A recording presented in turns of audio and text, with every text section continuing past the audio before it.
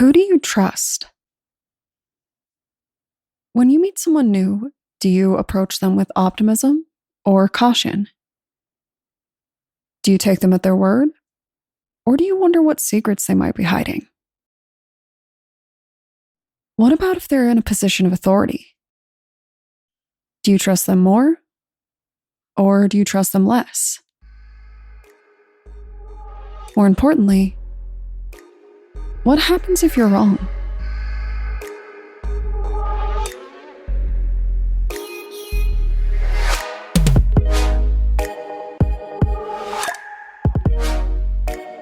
My name is Brienne, and I'm the host and creator of Among the Dirt and Trees, a show where we explore true crime cases that occur out in nature. In today's episode, we're going to discuss the 1960 Starved Rock murders, a brutal killing of 3 women.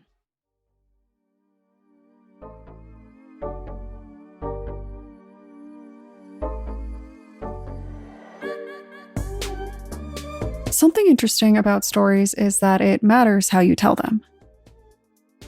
When you share someone's tale, framing is everything. It is the difference between someone being a victim, a hero, or a villain. Depending on the narrator, the same characters can fit all of these roles. In books and movies, we love this. It makes them more interesting. In real life, though, it can be the difference between charging the right criminal and letting the real one get away while someone pays for a crime that they didn't commit. Depending on who you ask, this is one true crime story that always gets told differently.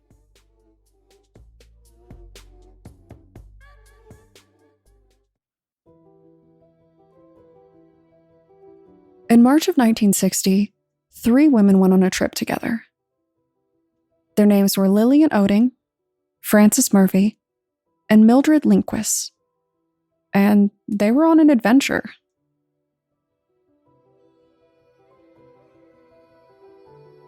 The 3 women drove out to Starved Rock Park in Illinois, planning to spend a proper few days outdoors after a particularly cruel winter. The goal of the trip was pretty clear: to have a great time while hiking, looking at plants, and exploring the local wildlife. Lillian, Frances, and Mildred were grown and established women, and they wanted to soak up the peace of nature. They felt quite confident in their ability to do so, even as snow fell in the area.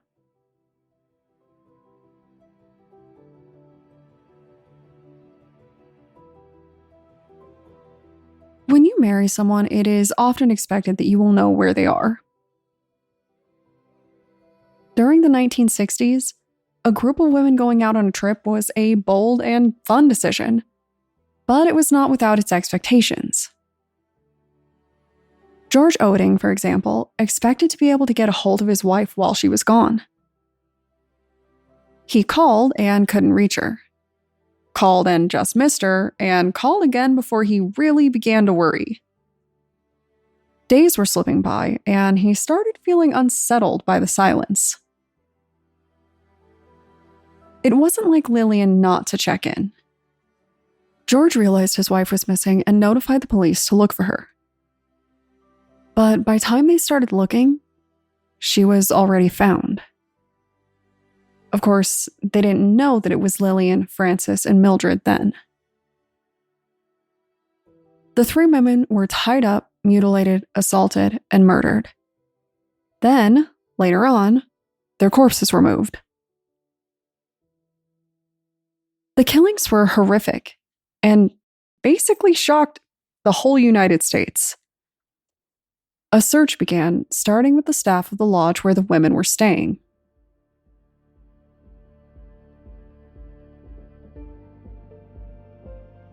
The staff was cleared fairly quickly, which was a pretty bad thing. Someone was responsible for these crimes, and the list of potential killers had faded away to nothing. Soon, the investigation started focusing more on what they did have for evidence. And as far as anyone could tell, the only real evidence was the twine that was used to tie the women up. This particular twine was from the lodge. The police focused in on the lodge employees again, and this time, one stuck out to them. A man named Chester Uyghur. He was 21 years old, well-dressed, and a family man. Unfortunately, police also believed that he was a murderer.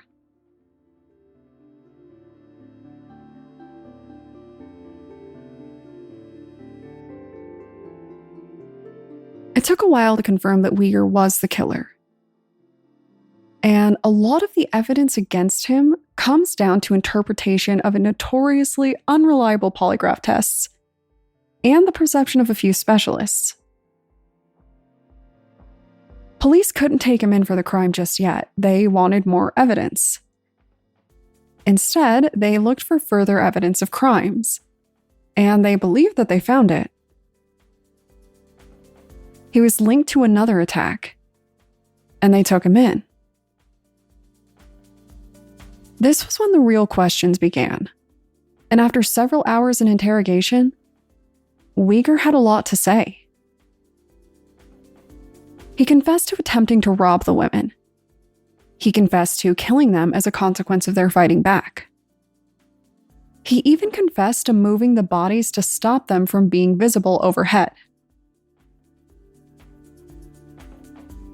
Then, when he got an attorney, he took it all back. Uyghur claimed that his confession was coerced, that police threatened to kill him and force-fed him the information for his confession. So when it went to trial, there was a lot to consider. But he was found guilty in the end. Although many people wanted to see him receive the death penalty, he was sentenced to life in prison instead, where he remained until February of 2020, released on parole into a world that had seen decades of progress and entered a literal pandemic. Since his release, his attorney has been seeking exoneration, maintaining that Uyghur is innocent of the crimes that he was accused of. DNA evidence found at the scene did not match him in a 2022 analysis, but no one knows where the charges will eventually fall. Other theories around the crime suggest that the women had a hit put out on them by a relative, or that an old friend interacted with them and had an altercation that got out of hand. Nothing else has been confirmed, but Uyghur's attorney did say that they plan to file for post-conviction relief. If they win, they may be able to end his sentence or even offer him a new trial. If you are more interested in this case, HBO and the Andy Hale podcast have both covered it in more detail. I have not actually seen or listened to these iterations, so I can't say what you're signing up for, but Andy Hale is apparently playing a big role in the future of this case, so if you're interested in it, he's got all the details. If you want to discuss your most recent girls' trip, effective ways to keep in contact with loved ones while traveling, or stories where you just don't know who to believe, feel free to contact me on Twitter or Instagram using the tag @thatpod. Thanks, guys.